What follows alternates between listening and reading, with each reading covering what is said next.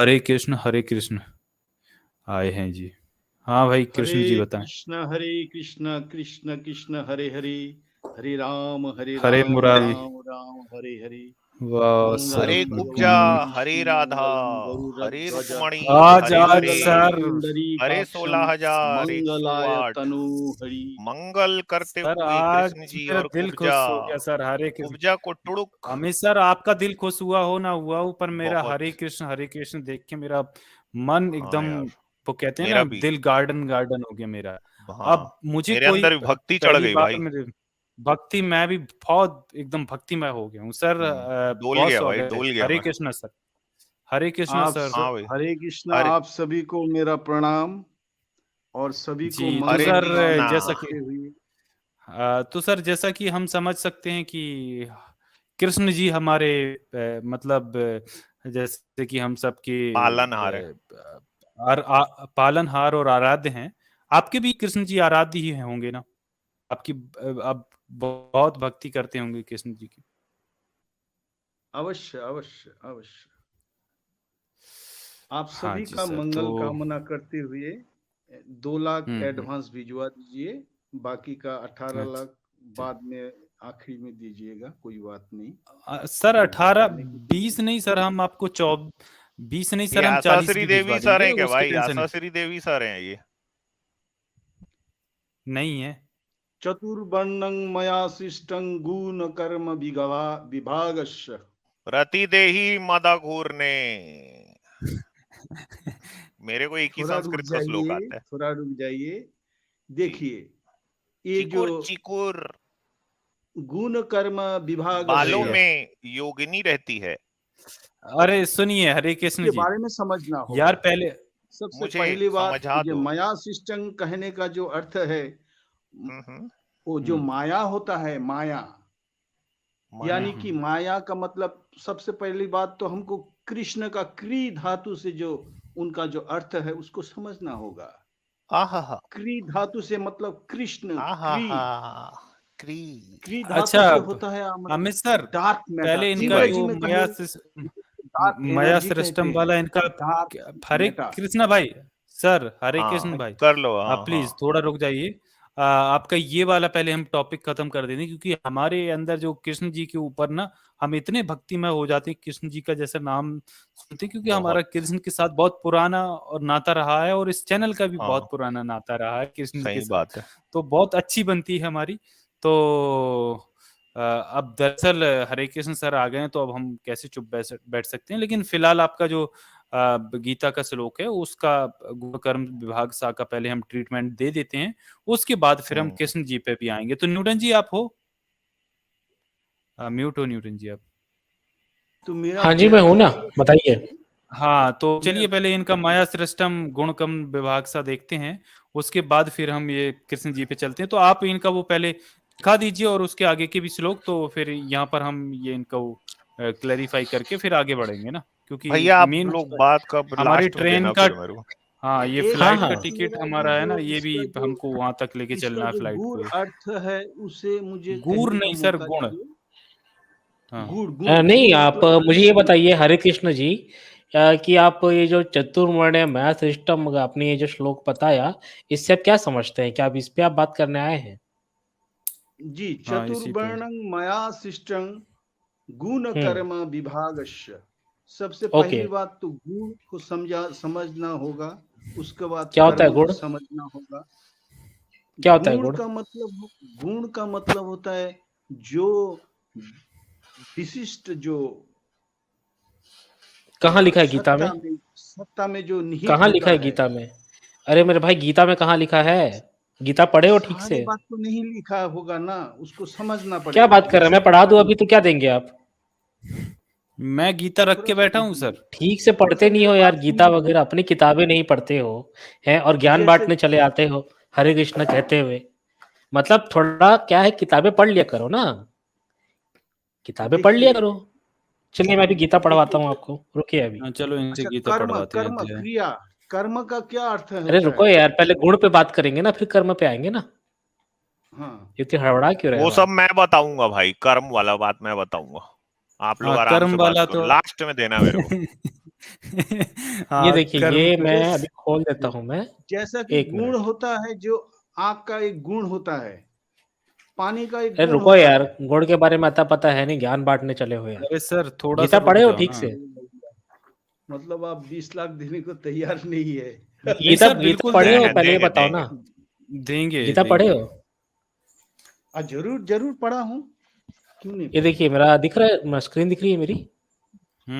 अभी पे लोड हो रही है। हाँ, हो गई लोड। ओके, अध्याय 14 है, ठीक है? ये देखिए, ये अध्याय 14 का श्लोक नंबर 5 है, ठीक है? क्या लिखा है देखिए। हे अर्जुन, सत्व गुण, रजोगुण और तमोगुण, ये प्रकृति से उत्पन्न 3 गुण अविनाशी जीवात्मा को शरीर में बांधते हैं। गुण तो बताया है भैया आपके गीता में, देखो अध्याय 14 अवश्य। का श्लोक 5। हाँ जी जी जी। अच्छा, ये क्या होता है सत्य बताओ? सत्व गुण, रजोगुण, तमोगुण ये क्या होता है? मैं बताता हूँ, थोड़ा सुनिए। नहीं, गीता सत्यं से बताओ ना, कहाँ लिखा, रजस्तम, मैं खोलूंगा अभी। ये 14वां अध्याय 5वां श्लोक जो आप बता रहे हो ना, हाँ सत्यं हाँ, रजस्तम इति गुण प्रकृत गुण संभवा निरवस्ति महाबाहो देहे देही नमव्ययम। यानी हम्म, कि जो ये जो सत्य रज और तम, ये जो गुण है, ये गुण प्रकृति जात है। प्रकृति जात मतलब नेचर से जो उत्पन्न होता है, इसको किसी ने सृष्टि नहीं किया। जो नेचर से जो उत्पन्न ठीक होता बात है, है, जैसा कि बिल्कुल। हाँ, तो ये क्या लिखा है देखिए ना, ये प्रकृति से उत्पन्न 3 गुण अविनाशी जीवात्मा को शरीर में बांधते हैं, यही तो लिखा है। मतलब जो हाँ, आत्मा जो है, वो जो अरे गुण है, मेरे जिस भाई शरीर में लिखा हुआ जिसने है ना, देखो सृष्टि, ना, हाँ लिखा तो सुनो है। समझो यहाँ पर, जो जो गुण है, वो जो आत्मा है उससे बंधे हैं। अच्छा, अब इसमें थोड़ा-सा हम आगे चलते हैं ना। ये गुण की परिभाषा गीता में दी हुई है। आपकी परिभाषा थोड़ी ना हम मानेंगे। ये देखो क्या लिखा है देखिए। हे निष्पाप, उन 3 गुणों में सत्व गुण तो निर्मल होने के कारण प्रकाश करने वाला और विकार रहित है। वह सुख के संबंध में से और ज्ञान के संबंध से, अर्थात उसके अभिमान से बांधता है। ठीक है? अभी हम चलते हैं थोड़ा-सा, इसके और आगे चलते हैं, श्लोक नंबर 14 पे चलते हैं। ये मतलब वही बात हो रही है कि कौन से गुण जो होते हैं, वो आत्मा में क्या बाँधते हैं और उससे किस टाइप का मतलब उसका क्या इफ़ेक्ट उत्पन्न होता है, उसकी बात हो रही है। ठीक है, अभी हम आते हैं श्लोक नंबर 1, 10, 11, 14 या 15 है आई थिंक। थोड़ा-सा समय देंगे, कर देता हूँ यजा मैं। सत्य प्रबुद्धे तु प्रलयं याति देह भूता, ये वाला नहीं, हाँ 14, हाँ, ये देखिए, रजस जब यह तथा मनुष्य सत्व गुण की वृद्धि में मृत्यु को प्राप्त होता है, ठीक है? तो यहाँ भी जो गुण की बात हो रही है ना, वो जब आपने कर्म किया तो आपके क्या हुए, सत्व गुण में चेंज आया, सत्व गुण आपके बढ़ गए, तो आपकी जो मृत्यु हुई, तो उसके बाद तब तो उत्तम कर्म करने वालों के निर्मल दिव्य स्वर्गवादी लोकों को प्राप्त होता है। ठीक है? ये 14 हो गया और 15 में अब अपन आते हैं।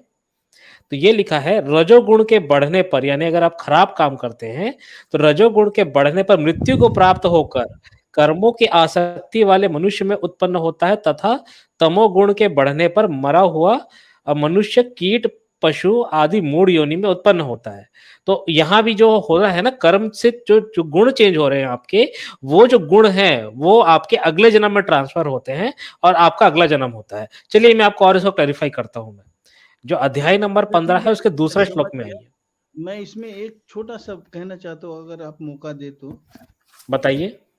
जी, मैं ये बताना चाहता हूँ कि इसमें जो गुण है और उसमें कर्म है, कर्म के जो क्रियाशील होता है, यानी कि दो अगर हाइड्रोजन और ऑक्सीजन मिलकर पानी नहीं बनता तो वो है, आपकी बातें नहीं चलेंगी ना यहाँ पर, जो लिखा है मैं वो आपको वो बता रहा हूँ, आप उसमें से बताइए ना। नहीं उसके एग्जाम्पल थोड़ा सुनिए ना। अगर उसमें क्रियाशील नहीं होगा तो पानी नहीं बनेगा। मेरे तो उसी भाई तरह से 4-13 का रजोगुण मतलब आप समझे, रजोगुण 4-13 में का जो, मतलब क्या है? 4-13 का जी अपने अर्थ समझा क्या है? 4-13 का अर्थ ये है कि गुण के आधार पे मैंने कर्मों की सृष्टि की है। इसका जो अगर आप इसको समझना है तब 18-40 आप पढ़ लीजिए। जो हाँ, गुण 18 के है, आधार अध्याय पर 18 का ही 40वां श्लोक आप पढ़ लीजिए, आपको समझ में आ कर्म का जाएगा। सिद्धांत अच्छा चलिए शुरू देखिए, गुण 15 के दूसरे आधार का अब पर देखिए। ही। अरे मेरे भाई देखिए अध्याय नंबर 15 श्लोक नंबर 2 में क्या लिखा है, देखिए इसको। उस संसार, ये इसको छोड़ देते हैं ऊपर वाले को, ये देखिए क्या लिखे हैं, ये देखिए केवल, यहां से पढ़िए देखिए, केवल मनुष्य योनि में कर्मों के अनुसार बांधने वाली कहने के कारण यह है कि अन्य सब योनियों में तो केवल पूर्वव्रत कर्मों को के फलों को भोगने का ही अधिकार है, और मनुष्य योनि में नवीन कर्मों को करने का भी अधिकार है। ठीक है, तो क्या हो रहा है, जो दूसरी योनियां है उसमें क्या हो रहा है, जो आपने जो पुराने जो पाप या पुण्य वो लेकर आया है, तो उसको वो कर्मों को भोग रहा है, पुराने कर्मों के फल को। ठीक है, तो ये जो कर्म फल की जो बात होती है कि कर्म करोगे तो फल मिलेगा, तो फल जो होता है ना वो अगली योनि में मिलेगा। और इसमें क्या लिखा है कि जो मनुष्य योनि है, तो मनुष्य योनि, ये देखिए, मनुष्य योनि में नवीन कर्मों के करने का भी अधिकार है। मतलब वो कर्म करने का अधिकार दिया है आपको, अपना जो गुण है ना वो चेंज नहीं होता है। जो आप कर्म आप करेंगे इस जन्म में, वो कर्म के आधार पे आपके जो गुण, जो आपके बॉडी में चेंजेस आएंगे, जो सत्व रज और तमस गुण है, वो अगले जन्म में ट्रांसफर होगा। बात ये हो रही है। अवश्य अवश्य अवश्य, ये तो क्योंकि ये ब्रह्मांड का जो विचित्र रूप है, तो ये कर्म तो के ये तो आधार ये से तो ही जन्मना हुआ ना, सृष्टि हुआ। तो कर्म के आधार पे कैसे सृष्टि की फिर रचना हुई? ये तो गुण के आधार पर सृष्टि की रचना हुई है, कर्म का गुण आधार के इसमें है ही नहीं। आधार पर कर्म आता है, उस कर्म से कैसे ही आया, ब्रह्मांड का सृष्टि हुआ है। कैसे अगर हुआ, वो कहाँ चीज लिखा है, रिएक्ट नहीं कहाँ लिखा करेगा है मेरे भाई, वो तो लिखा ही हुआ दिखाइए वस्तु ना। का सृष्टि नहीं मैं आपकी होगा। बात नहीं सुनूंगा ना, हरे कृष्णा जी, आप लिखा हुआ दिखाइए गीता से। मैंने गीता से आपको रेफरेंस दे दिया अभी, आप गीता से गीता मुझे में दिखाइए कर्म के आधार पे सृष्टि की रचना उसमें हुई है। उसमें चलिए एक दिखाइए, श्लोक है खोलिए। तो उसको समझने की बात है, लॉजिक नहीं सब, लगाइए। मैं आपकी बातें नहीं समझूंगा ना, यहाँ पर जो लिखा है मैं उस पर बात करूंगा। जैसा मैं कि आपकी बातें क्यों समझूं? कर्मण्येवाधिकारस्ते मा फलेषु कदाचन। आप हाँ, तो कर्म कर्म करो करते रहो, हे फल की चिंता मत प्रभु, करो, अगले जन्म में मिल जाएगा येषां फल। कर्माणि। हाँ, अगले जन्म में फल मिलेगा ना मरने के बाद, क्या दिक्कत है आपको? नहीं नहीं नहीं, उसका मतलब अलग है, जो आप सोच नहीं, रहे हैं क्या वो अलग नहीं। है, यही अलग, यही मतलब होता है। गलत साबित कर जैसे दीजिए कि मुझे अभी, गलत साबित कर दो दीजिए ना। वस्तु मैं की आपके क्रिया से देखिए देखिए, हरे तीन कृष्णा वस्तु जी, की सृष्टि नहीं होता नहीं है। हरे कृष्णा जी, मैं आपका यहाँ पर लॉजिक नहीं सुनने बैठा हूँ। आप गीता से मुझे खोल के दिखाइए ना, मैंने आपको गीता भी खोल के दिखा दी, मैंने तो अपना गीता में लॉजिक तो फेंक के नहीं उसका मारा आपको। जो है मेन मेन आप गीता श्लोक खोल के जो दिया दिखाइए। है उसको समझने की बात है ना। नहीं तो आप यहाँ धर्माचार्य नहीं बैठे हैं ना, जो आपके जो धर्माचार्य उन्होंने अनुवाद करके रखा हुआ, उन्होंने समझ के बताया है। आपके कोई धर्म गुरु हैं? आपने पीएचडी की है संस्कृत पे? क्या क्वालिफिकेशन है आपकी? क्या समझा है आपने? किस आधार पे समझा है? क्या धर्म गुरु है? कौन है आप? प्यारा भाई है भाई, प्यारा भाई है। हरे कृष्णा भाई कहाँ चले गए यार आप? किताब पे आप हरे बात कृष्ण करिए ना, आप अपनी किताबों को ही झुठला रहे हैं, कुछ भी बोले जा रहे हैं। यार, उनकी आवाज नहीं आ रही भाई।